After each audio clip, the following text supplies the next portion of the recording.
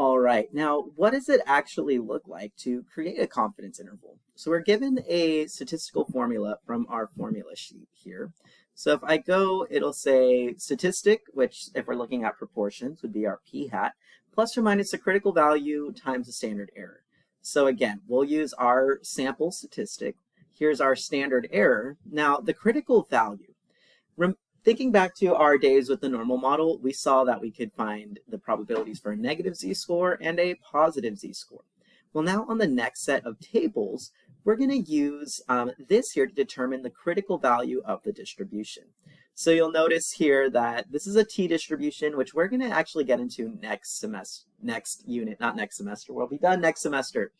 But what's going to happen here is that you'll notice these probabilities are up here. And if we scroll down here, we're going to see the confidence levels. Well, these confidence levels are what we'll use for our confidence interval. So looking here at a standard normal model, we're going to use the infinity line. And each of these percentages corresponds to a value. So when I say I'm 95% confident, the critical value would be 1.96. If I say 90% or 99%, you can obtain the values here.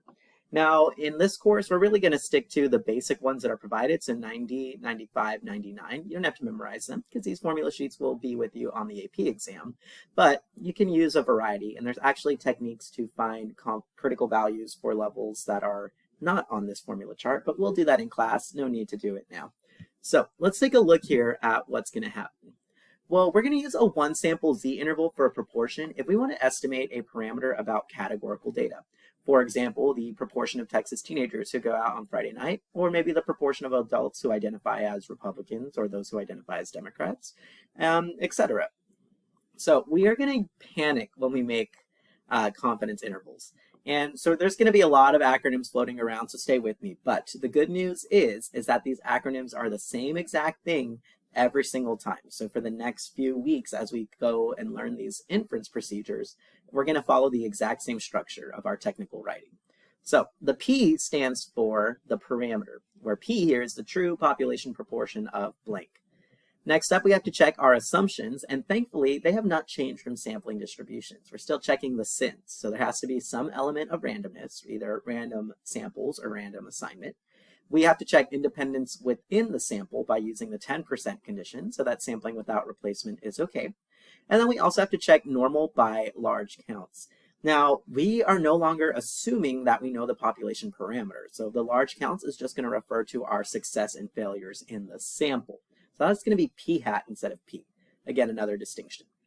Now, if these conditions are met, we're going to use a one sample z interval for a proportion. Now, there are 4 components there when naming your procedure.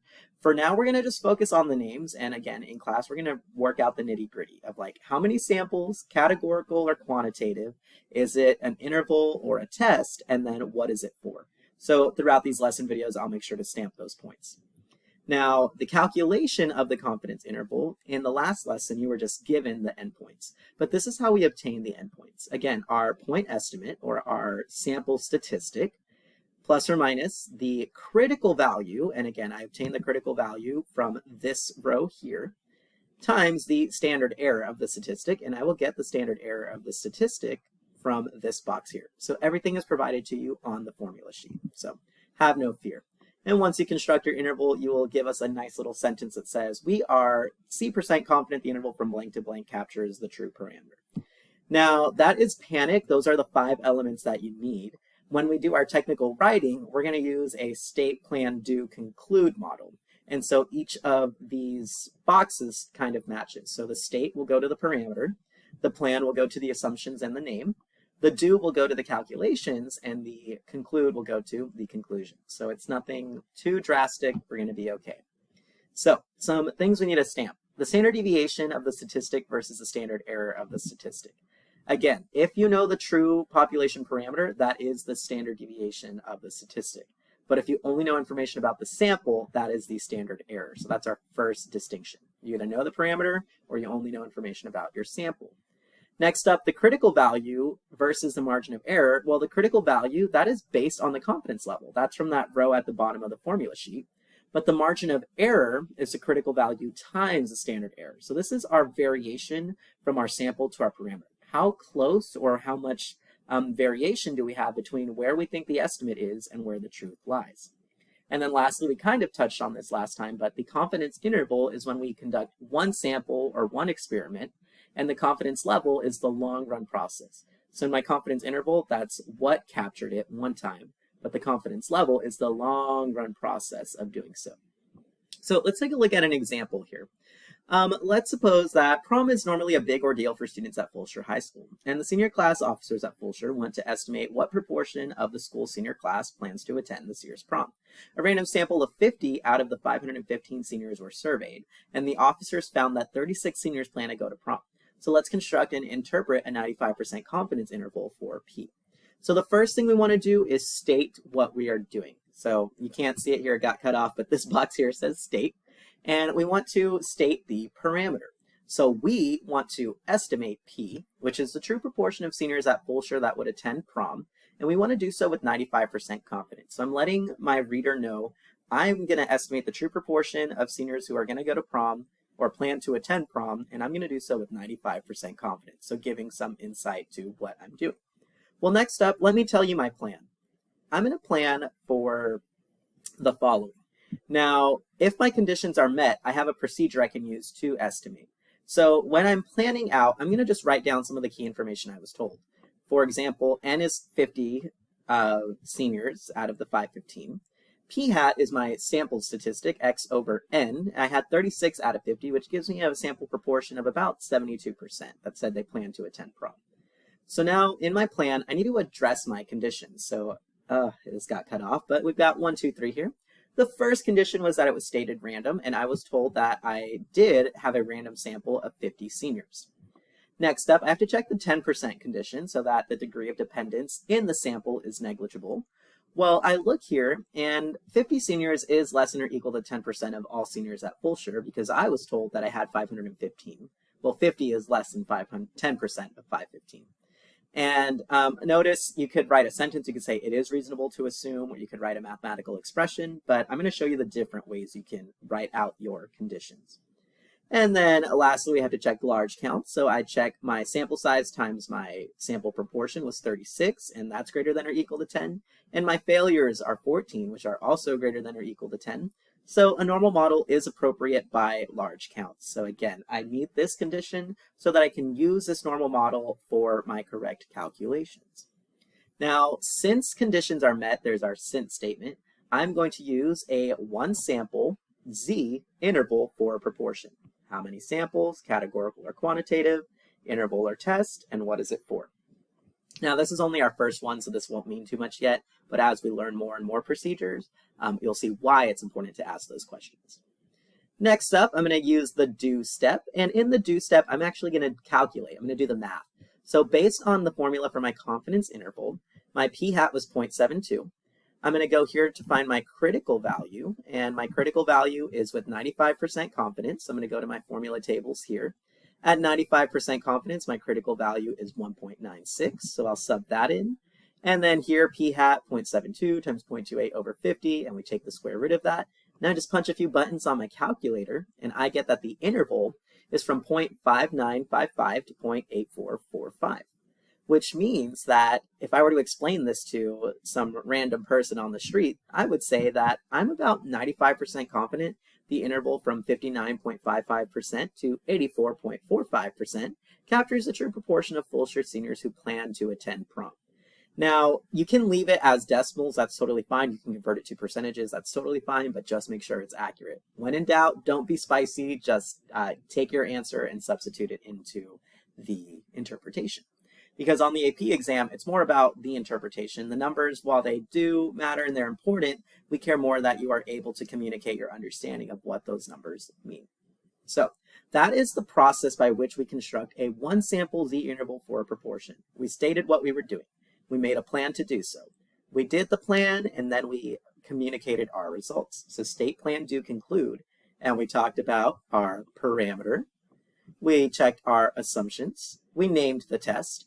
We gave our interval calculations, and then we concluded what we did. Now, suppose the senior class officers decide to interview students who show up to the homecoming dance about their plans to attend prom. What condition would this violate, and would this be an issue? So on the AP exam, it's very common practice to do the procedure, but then have a follow-up question. What conditions were violated? What types of errors were made? Who can we generalize to? Can we infer cause and effect? What type of bias? What type of sampling method, etc. The list goes on, but there's generally a follow-up question to what we just did. So let's say that we decide to interview students at the homecoming dance about the prom dance. Well, this would violate our random condition, right? Because if they're voluntarily going to the homecoming dance, they probably have a higher level of school spirit. This is no longer a random sample. This is a convenient sample. And I can no longer generalize to all seniors at Fulshire. Instead, I can only generalize to the seniors at the homecoming dance. Remember, just because we take a voluntary response sample or a convenient sample doesn't mean we can no longer generalize, but instead it means we can only generalize to the group that which we are working with.